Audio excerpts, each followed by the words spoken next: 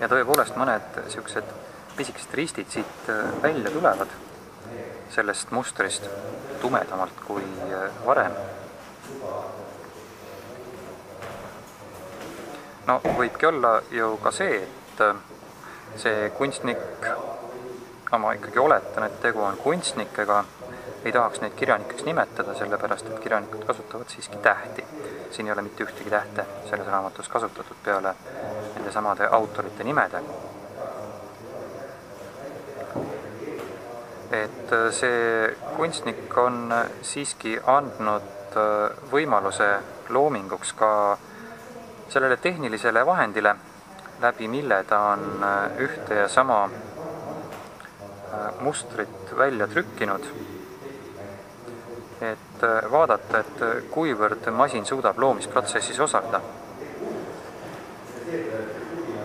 Aga samas paneb see kunstnik ikkagi alla iseenda nime, mitte nüüd selle masina nime samuti, kellega ta koos siis seda teost lõi.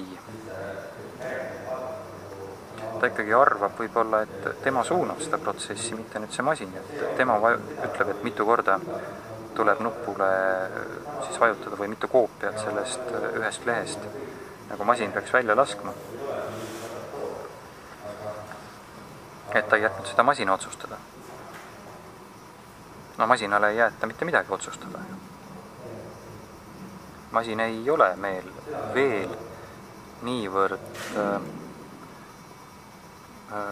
tugev loomisprotsessis osaleja, et teda võiks sellisena ka nimetada.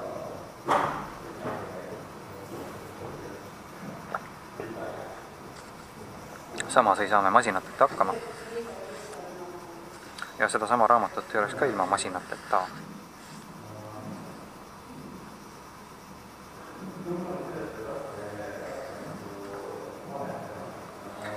No võib ju ka isegi niimoodi öelda, et siin pole oluline, kus kohast sa selle teose vaatamisel peale hakkad. Kui eelmise mehe juures, kelle nimi oli Andre, tema siis pani neid kuubikesi sinna ritta ja lisas neid ja ära ta ei võtnud, aga nendega tekitas mingit oma loogikat, siis siin võid vaadata iga lehekülge iseseisva teosena, mis väljendab kõiki teisi, ja samas kõik need leheküljed väljendavad ainult üht.